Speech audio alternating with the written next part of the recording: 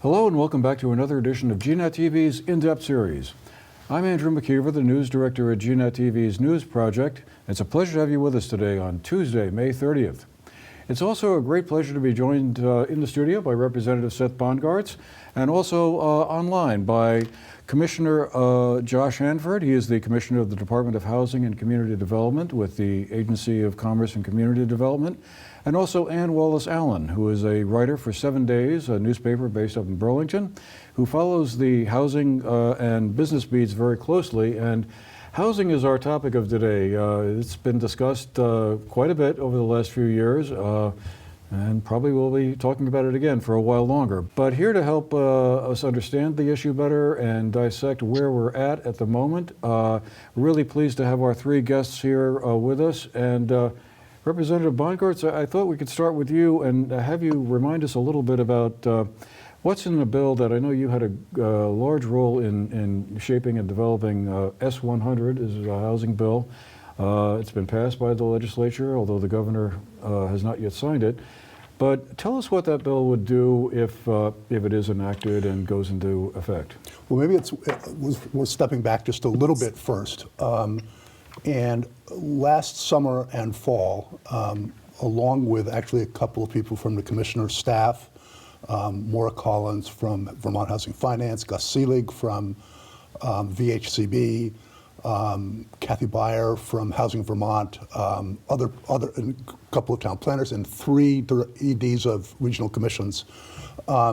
Looking at the housing issue, sort of thought about, okay, what part of it can we tackle, or what can we do, and what can we do well to get legislation ready. And so we worked through, I think it was 17 drafts by the time we were done over the course of that time. And it was really a great group effort. So I was the legislator involved, but really what I did, along with the commissioners, a couple of people on the commissioner's staff, was pull people together and really thought about what we could do and what we could do well. And it really worked out well because we ended up with a bill that by the time it was introduced was fully baked. A lot of times what happens is there's concepts and they're put together as best an individual can, but by pulling all these people together and really thinking about it line by line and word by word, and a lot of it emerged intact after the whole legislative process. All we could do, of course, is get it ready for the legislative process. But what we did was focus on largely on zoning, municipal planning and zoning, because that's where I think if there is that was a pinch point. That's a pinch point in the process. It gets to the NIMBYism issue that I know you want to talk to before we're done here. And so a few of the specifics of the bill. The bill is in one way you can think about it. Let me back up one more step. And Maura Collins from the Vermont Housing Finance Agency had produced an estimate, and she went through it with us in our committee where the bill actually came, my committee on environment and energy, and estimates that Vermont needs somewhere between 30 and 40,000 units of housing within the next 8 years just to deal with current demand and produce a tiny bit of vacancy rate, which is such a thing as a healthy vacancy rate. Now, whether those numbers are not scientific, she did the best she could, but the real point is it's an order of magnitude that's pretty significant. So we also started with the premise that if we're going to build 30 to 40,000 units of housing in Vermont in the next 8 to 10 years, the only place, or the place that it really makes sense to build them, is in downtowns. Otherwise, it's just sprawl in forest lands and farmlands. And so we really focused on zoning, and we really focused on how to get housing built in downtowns. And within downtowns, you have those towns with sewer and water, and you have those towns without sewer and water, municipal sewer and water. And so getting to your question now, that in areas with sewer and water, let me talk about a couple of those things first, and then we can go to the areas, parts that adhere anywhere. In areas with sewer and water, this bill says that towns must allow at least 5 units an acre. What we have now in some communities, by the way, communities are moving in this direction, but some zoning ordinances have not been updated and they haven't moved past where they were in the 70s and even into the 80s. And you still have large lot requirements, large setbacks right in the middle of downtown where we've put all this money into sewer and water infrastructure and it's serving one house on an acre. I mean, so we said that towns must allow at least 5 units an acre. We said that towns may not require more than 1 parking space per unit within these areas. Again, on the theory that we're trying to get walkability, access to services, and we can't keep building everything that we do around the car. And so what we said, and because it's very expensive, by the way, every time the developer's required to add more parking than we actually need, it's wasted expense, and it's harder to get affordable housing built, or by the way, affordable or middle income housing built in downtowns.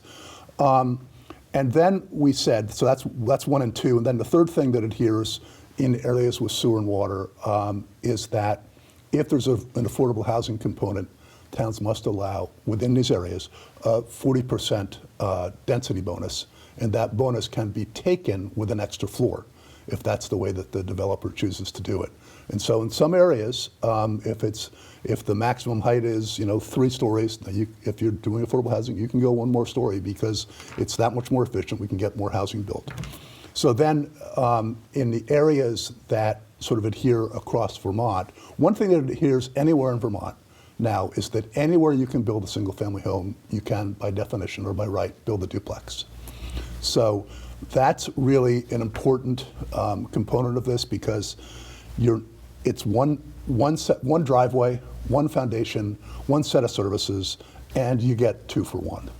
It's also a way for people to enter the middle class. It's a traditional way for people to enter the middle class because family lives in one part of it and rents out the other, and that helps pay the mortgage.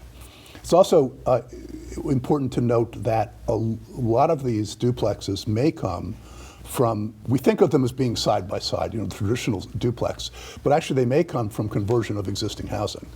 We had a lot of testimony about people living in housing that is way beyond what they need now, but there's no place to move to. So they're living in these big houses, and if some of those can get converted to duplexes, and it may be 1 floor and 2, first floor, second floor, or it may be side by side depending on how it works out. But anywhere in Vermont, you can build a single family home, you can build a duplex. And then there's a provision that one of the things that happens, and this goes to, I know you want to talk about this more, but I'll touch on it now, the sort of NIMBYism question, that happens is that when a developer is proposing housing development, be it low income or middle income, whatever, you have the neighbors coming to the zoning board and saying, we don't like this, it's going to be too much noise, too much traffic, etc. And there's a provision in this bill called the by right provision, not BUI, but BY, by right. And what it says is that if the ordinance says, and so what happens under those circumstances is that if it says you can do 8 units an acre, neighbors come out, they're unhappy, zoning boards tries to find a compromise, and we end up with 4. So we end up half the housing we could have had.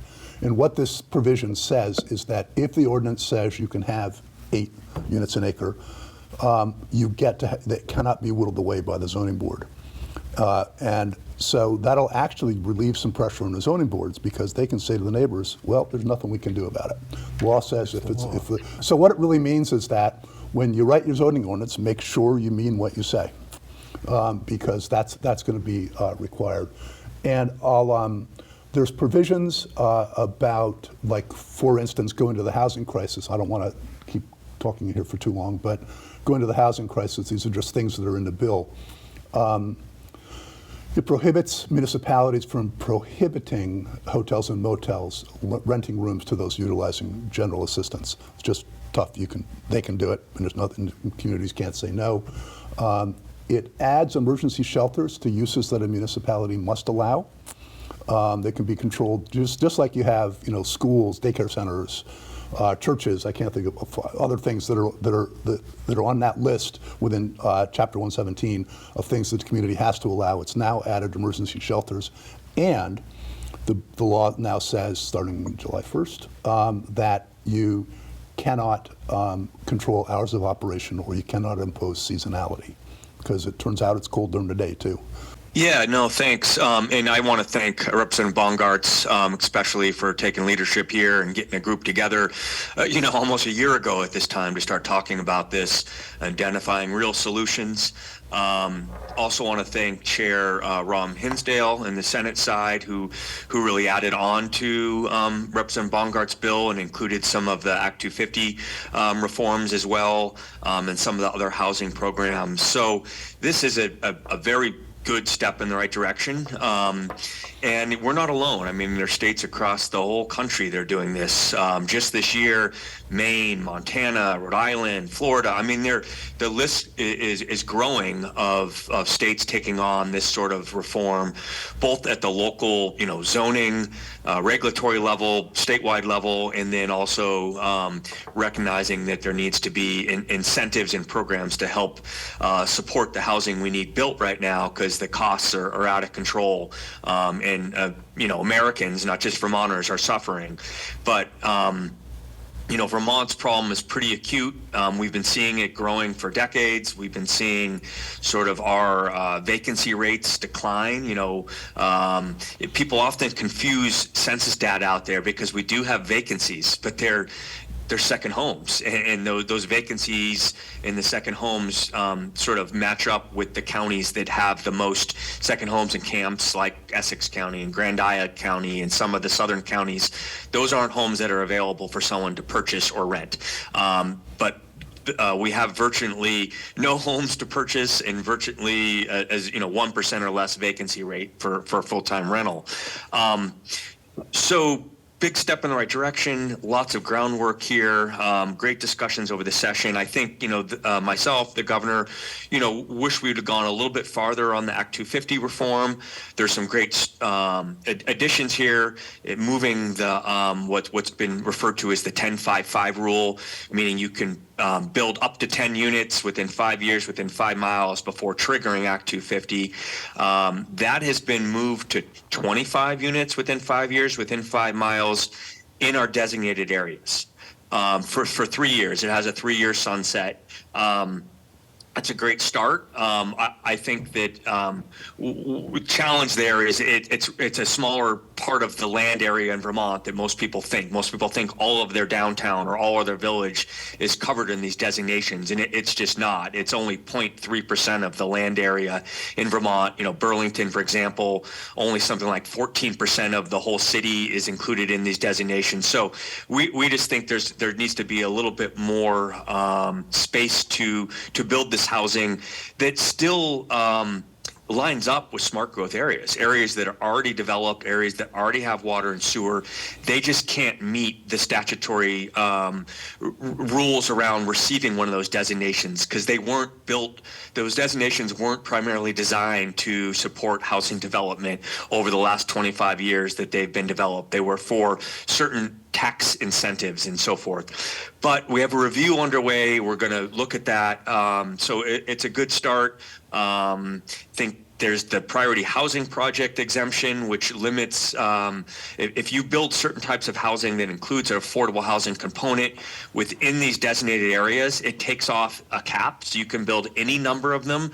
That change is literally going to support a number of housing developments over the next few years, get off the ground where they were capped at 50 units or 75. And the scale of development that's appropriate for some of these areas, because they have the water, sewer, the sidewalks, is 150, 200 units. And that's the scale of neighborhoods that we need in the right places to be built to address this housing shortage we have. So glad that this is moving forward. There's some other components to this bill that are beyond the zoning and regulatory that deal with programs. There's a few studies in here.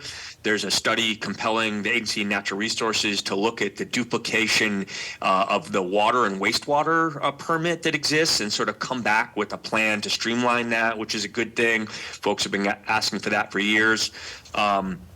There's a study by the Department of Public Safety to look at the state's building codes, the residential building energy standards and other building codes, to see if there's a way to be more flexible around all sorts of things, whether it be elevators, second egress, just to make sure, not to compromise safety, but just to make sure if there's any alternatives that can allow more housing to be built, more flexibility, especially in some of our existing buildings where we're maybe converting from an old use to housing as a new use, what can be done, as well as the reform around shelters in communities. We're seeing a number of communities right now being abutting neighbors or others that are opposing shelters that we need across the state to deal with, our folks that are finding themselves in homelessness, even for a temporary period. So that'll be a big win. And then programs like VHIP, Vermont Housing Improvement Program, there's some reform to the program that we've been asking for a couple of years included in the bill, which gives some more flexibility around the types of units that can be supported with VHIP and, units that are non-code compliant but are currently housing an affordable tenant to ensure that they're stably housed, but those units could be brought up to code so people are living in safe environments. It also has a large appropriation for VHCB to continue the work they do, and then a contingency appropriation for more missing middle, a revolving loan fund to support that. But as you know, the budget is sort of up in the air right now. It's been vetoed, and so those appropriations, we'll have to wait and see what happens through the negotiations, as well as a whole bunch of smaller programs that were included in the bill contingent upon funding that dealt with expanding legal aid and a mobile home park program and eviction protection and rental assistance. And there's a number of programs in there that were contingent upon funding, but were not included in the budget appropriations made towards housing that are really up in the air whether they can go forward or not. But at least there was a space carved out for them. And I will say, last thing, S100 has not been referred to the governor yet. He's receiving something like 20 or 30 bills a week to consider, and then once they arrive, have 5 days to decide whether to sign them or not. But S100 has not, as of my last count this morning, been referred to the governor. Okay, well, a lot there. Ann Wallace-Allen, you've written several stories for 7 days on the housing issue, and I guess I just wondered, in the course of your reporting, what has struck you the most about how this housing shortage here in Vermont is affecting folks? Yeah, I think it's clear that, like many crises, this is affecting people who are the most vulnerable. We see that in the increase in the homeless population, because it's clear that the primary driver of the increase in homelessness is the increase in rents and the increasing unaffordability of housing. And also for people who are housed, a lot of them are badly underhoused because they can't afford a place that will, or find, but if they do find it, they can't afford a place that is big enough for what they need. So I think one of the things that this whole housing crisis has demonstrated is that Vermont is closely tied to the fortunes of the rest of the world. We might think that we're not, because we're different from the rest of the U.S. in some ways, certainly in the way, in terms of our open spaces, our mountains, and our green space, but we are tied to things like housing prices and in the increasing gulf between the low income and the very high income. I mean, that is clearly a dynamic that's at play in Vermont, where many people own 2 or more houses. Even people who live in Vermont, many of them own another house that they might use as a second home. So it's not as though there aren't homes in Vermont, it's just that many of them are not occupied or available. And of course, as Josh pointed out, there is a need for more construction. I mean, that's something that goes back many, many decades. So there is a need for more housing inventory, but there is also housing inventory that's not being used. So these are some of the things that have become more clear over the last few years as the state policymakers have made housing a priority. Another thing is that, a theme in the housing discussion all along has been the pay that Vermonters get for their work. It's not high, it's lower than comparable jobs in the region, and that also makes the housing unaffordability problem worse. I talk to a lot of realtors too in my work, and although the goal the state's development goals are to keep our green spaces green and to keep our hilltops free from housing developments and to focus housing in the village and town centers. Not everybody who can afford to build or buy a house wants to live in a village center. And so that is a sort of a conflict that has arisen in the latest legislation and also just in discussions about housing. A lot of people move to Vermont, or when they can afford to, they build a house specifically with the goal of having that 10 acres, that 10-acre lot in their house. I mean, that's something that has contributed greatly to sprawl in Vermont, but it is also something that people want. So that's sort of a balancing act that lawmakers and other policymakers have to do when they talk about how to regulate housing development in Vermont. I'd like to ask all three of you to briefly comment on your thoughts about that, the NIMBY factor, as we refer to it, not in my backyard. I mean, I'm probably sure if you talk to 100 people in anywhere in the state, they'd agree, yeah, we have a housing shortage problem. We've got to build more housing. But I don't put it where I have to look at it every day. I don't want that 20-unit housing development in my backyard. Yeah, how do we work around that? We'll start with you and then go to Commissioner Hanford and Ann for their thoughts on that. Well, we started the by right provision helps with that, and the other provision that's really key in this bill we haven't talked about yet is that it says that with regard to housing, if the zoning board finds that it fits within the character of the area, and the neighbors or you cannot appeal on that basis. Because you've already said in your zoning ordinance, this is the place we want housing, and you can't appeal saying, well, we don't want housing. So it's saying whether it's a shelter, whether it's low-income housing, whether it's just denser housing, you cannot appeal on character of the area. So those two provisions at least try to make a dent in that. I think that, fundamentally the NIMBY issue, it also is at odds with sort of private property rights as well, So if I have a piece of property and I want to build a 4 or 5 unit apartment building and my neighbor then is going to appeal it, it's taking away what my rights are to address my issues. And so everyone at some level has self-interest here. So it's got to be dealt with even-handedly. I think that sort of the opportunities we've given the public to weigh in on decisions has to be balanced. And maybe in some respects, we've given so many options for everyone to have their voices heard. And the folks that are missing from that are those that don't have the homes yet, that don't have a voice in the discussion. And we're trying to get that balance right here. I think the steps in this bill are good ones. We'll see if we need more tweaking.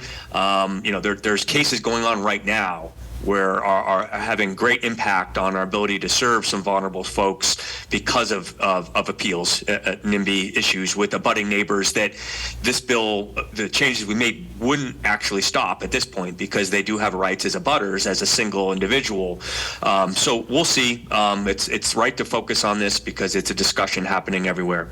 Vermont, like every other place, does have a big NIMBY issue. It's also a subtle one that cannot be addressed by legislation, and that is that when a house comes up for sale, in many cases people send an email out to their neighbors because they're looking for before they put it out to a realtor, because they want to give people they know an opportunity to buy that place and not a complete stranger. I mean, I think it's well known through social science that people gravitate toward people who are like them or try to in their living situation. And that is something that policy is seeking to counteract because it leaves out a lot of people who aren't from the neighborhood or might be different from the people in the neighborhood for one reason or another.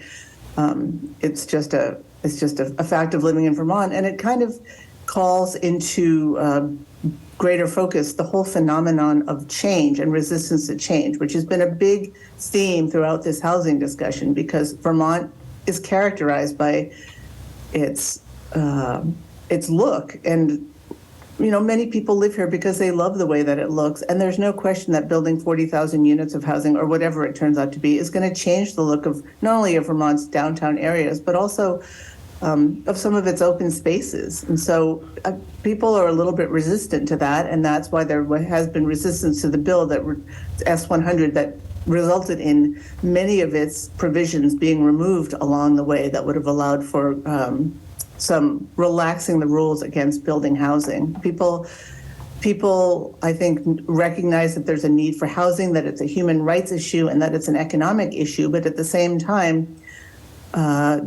they worry that Vermont is just going to look like its neighbors, where there has been a huge expansion over the years of housing development without, in some cases, a whole lot of planning. Well, Ann, I promised you an opportunity to ask these two gentlemen a question. I'm going to turn the microphone over to you. Commissioner Hanford, you guys, I know, are aware that right now it's easier for the larger developers, the larger affordable housing developers, to take advantage of tax credits and other programs to build housing. So as I understand it, you just launched a new program for small village center rural type developers who are just doing a couple projects. And how is that going to help people like regular mom and pop type people who maybe want to build one rental or two rentals? How's it going to help them to build? Yeah, no, great. I think this ties to that fear of change question as well. It's pretty scary if people are thinking about adding 40,000 units of housing to the state. And part of this project, this Homes for All Missing Middle Toolkit, is to show people that you can add housing units into your existing neighborhoods with a very low impact. If you're talking about duplexes and triplexes and quadplexes and accessory dwelling units in the back, over the garage, trying to focus on this missing housing type, which used to be pretty common 50, 80 years ago, because it's smaller housing by square foot, by standards, that fits into sort of infill places that fits within the character. It doesn't have to be a huge housing development. We can get quite a lot of units built that way. And what this program is, it's not new money, but it's meant to provide a toolkit, a ready, architectural drawings, a path to permitting, some common examples to get neighbors and select boards and DRBs comfortable with this style of housing.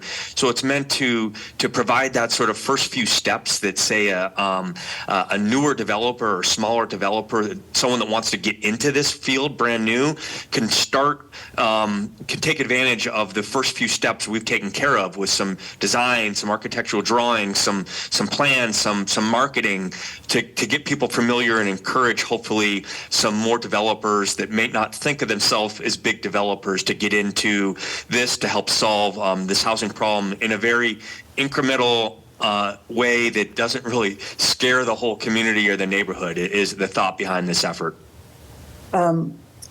Great. I know that another issue is that it's much easier to build in a rural area, a rural village center, if you have water and sewer. And there's been a lot of talk about infrastructure, but we in the media haven't delved into exactly what that's going to mean for those villages. Is there going to be more water and sewers so that smaller developers can build in these villages? Yes, I believe so. Agency of Natural Resources has been have rolling grant announcements for village water and wastewater grants from the ARPA funds. Those are rolling out. A number of projects that I've been familiar with for 10 or more years that have been struggling with this issue are finally getting the funding that they've needed to install these. Take Montgomery, for example. That's one that's been around for 10 years planning for, and is finally getting the resources to pull that off, as well as allowing alternative systems, in-ground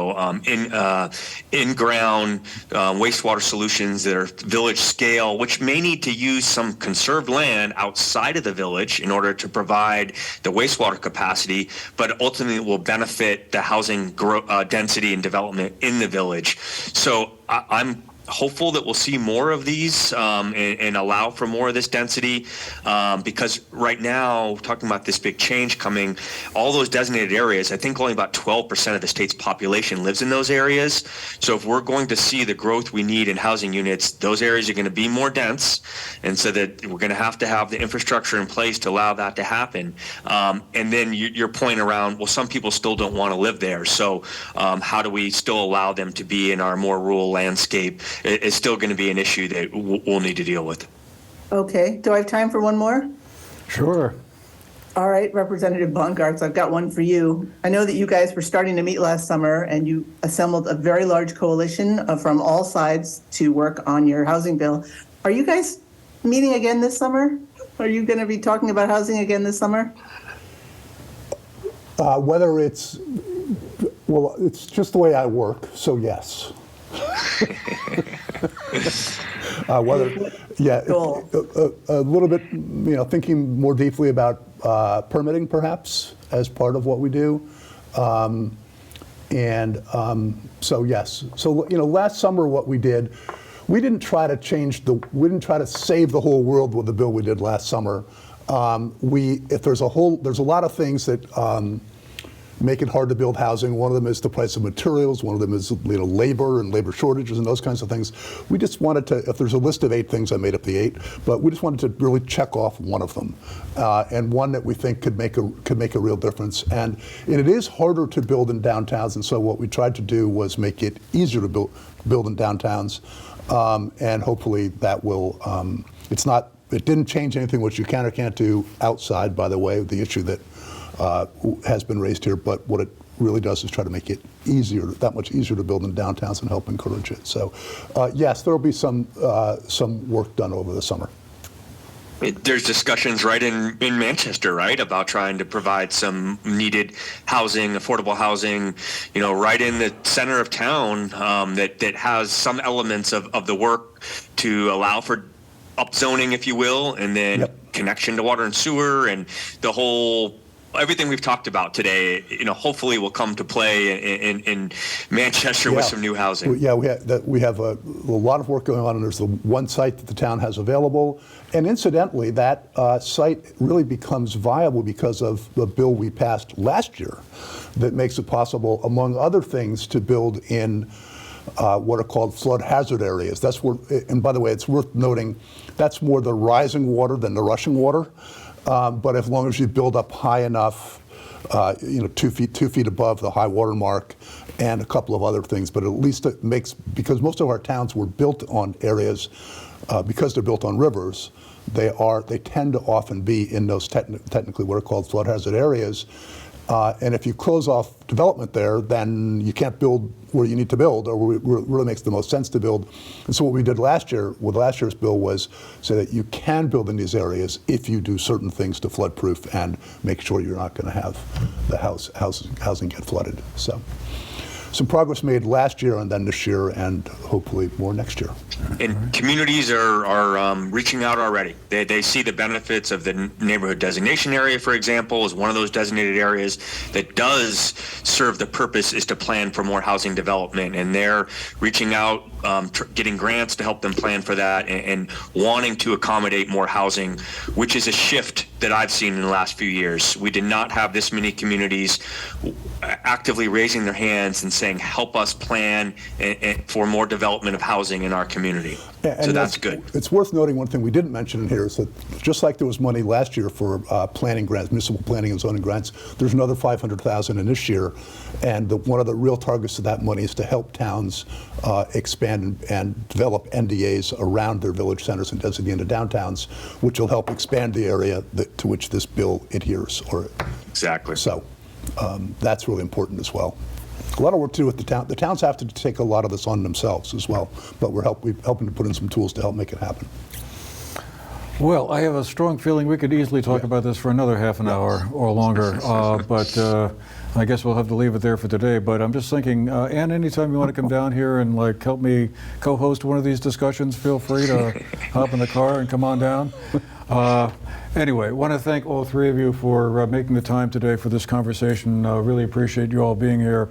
Representative Seth Bongartz, who represents Manchester, Sandgate, Arlington, and part of Sunderland. I should have said that at the beginning, but I forgot. Commissioner of Housing, Josh Hanford, and also Ann Wallace-Allen, a reporter with 7 Days. And thanks to all of you who've been with us today. Hope you found our program interesting, and thank you for sharing part of your day with us. And we'll see you again the next time. Take care.